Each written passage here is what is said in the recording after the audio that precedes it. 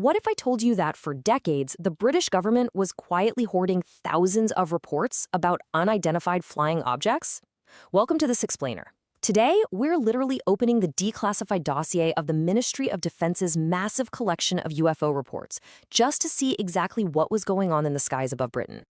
So, let's get right into it. Before we start leafing through the actual files, we have to ask a pretty foundational question. What were these thousands of citizens, commercial pilots, and highly trained military personnel actually seeing up there? Were these sightings just rare optical illusions? Could they have been top-secret military aircraft being tested in the dead of night?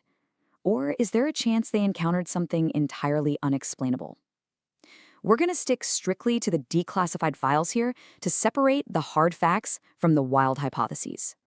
To investigate this properly, we'll break it down by looking at the core UFO mystery, a couple of the most famous incidents, what those secret files actually reveal, the scientific explanations, and finally, our ongoing obsession with the whole thing.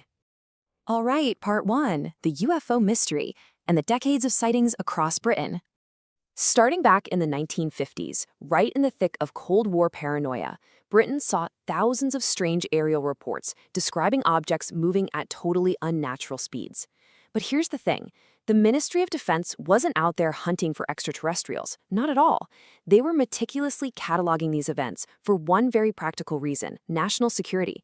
Because honestly, any unidentified craft operating with impunity in British airspace was a massive potential military risk that absolutely demanded a formal assessment. Which brings us to part 2, famous incidents when things got truly unidentified in the skies. Even though the surge in weird reports kicked off in the 50s, the steady stream of strangeness eventually boiled over into 2 heavily documented incidents that essentially forced the government's hand: the Randlesham Forest incident in December of 1980 and the Cosford incident in March of 1993. Let's look a little closer at both of these game changers. So the December 1980 Randlesham Forest incident is still basically Europe's most famous case. This happened right near a U.S. airbase located in the UK. And the official reports are honestly startling. You had military personnel, highly trained observers, mind you, reporting strange lights descending and literally landing inside the forest. Some witnesses even stated they got close enough to see a weird metallic object, while others documented these brilliant beams of light shooting straight up into the night sky. The sheer fact that multiple military witnesses back this up makes it a total cornerstone of the British UFO files. Then, fast forward a bit to the Cosford incident in March 1993. This one wasn't just an isolated sighting in some remote woods. Hundreds of completely unconnected people across totally different parts of the country all witnessed a massive triangular object silently crossing the British sky. Some even described it as being the size of a football pitch. Explanations for this one were all over the map. Some people were absolutely convinced it was a highly classified military plane, while others argued it was some phenomenally rare atmospheric event. But what makes Cosford so fascinating is that despite having hundreds of eyewitnesses, nobody ever reached a definitive explanation. So that leads us perfectly into Section 3, the secret files. What actually happened when the government finally opened the vault? When the British government declassified and released these documents, the sheer volume of paper was just staggering. We aren't talking about a couple of blurry photographs here.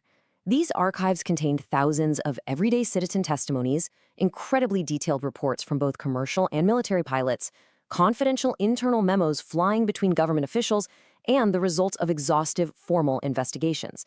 It was a massive, massive collection of data.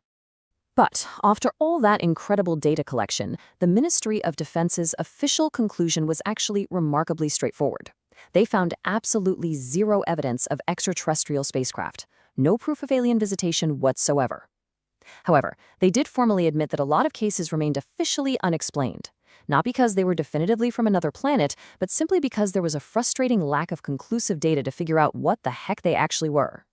Keeping that neutral, evidence-based stance in mind, let's jump into Section 4, scientific explanations, where we really try to separate fact from fiction. To analyze this dossier the right way, we have to clear up a wildly confused concept. Scientists continually emphasize that an unidentified flying object, a UFO, literally just means exactly that. The object's identity is currently unknown. It is not a synonym for an extraterrestrial spacecraft. Equating those two things is where almost all the confusion lies. When an object gets cataloged as a UFO in these government files, it's just a statement about a lack of information, not proof of a galactic visitor. So, if they aren't extraterrestrial, what in the world are all these people looking at? Well, experts point to some pretty grounded scientific explanations. Bizarre weather phenomena playing tricks in the famous British fog, low-orbiting satellites catching the light, or top-secret military tests account for a lot of those fast-moving lights. You add to that optical illusions and common human visual estimation errors, where our brains just naturally misjudge the size, speed, or distance of something in a totally featureless sky, and suddenly you have entirely rational, earthbound explanations for the vast majority of the reports in the archives. Now, if science can explain away almost all of this, that brings us to our fifth and final section, the ongoing obsession, and exactly why we keep looking up. You'd think more scientific answers would mean less hype, but our cultural obsession is actually only growing. Why is that? Well, first there's just the psychological factor, our natural human curiosity and deep fascination with the unknown. Second, that persistent lack of hard evidence in a handful of historical cases leaves just enough wiggle room for an endless debate between skeptics and believers. And finally, you have the modern catalyst, the internet. Today, a single ambiguous photo or video can spread globally in seconds, ensuring this conversation never, ever truly dies down. Ultimately, it's this concept of the open file that keeps the legacy of the British UFO archives alive today. Because despite thousands of pages of rational, completely logical explanations, there is still that tiny, stubborn percentage of sightings, sometimes documented by highly credible witnesses, that remain without any definitive explanation. It's this narrow, incredibly frustrating, yet thrilling margin of the unknown that just keeps fueling the mystery. The simple fact that the Ministry of Defense couldn't neatly close every single case ensures that the UFO file stays wide open today. So as we officially close the government's dossier today, I'm going to leave you with this final thought. Do you believe that every single sighting recorded over those decades ultimately has a rational, earthbound scientific explanation that's just waiting to be found? Or is there truly something else out there, moving through our skies, that humanity just hasn't discovered yet? Keep learning, keep questioning, and thank you so much for joining me on this explainer.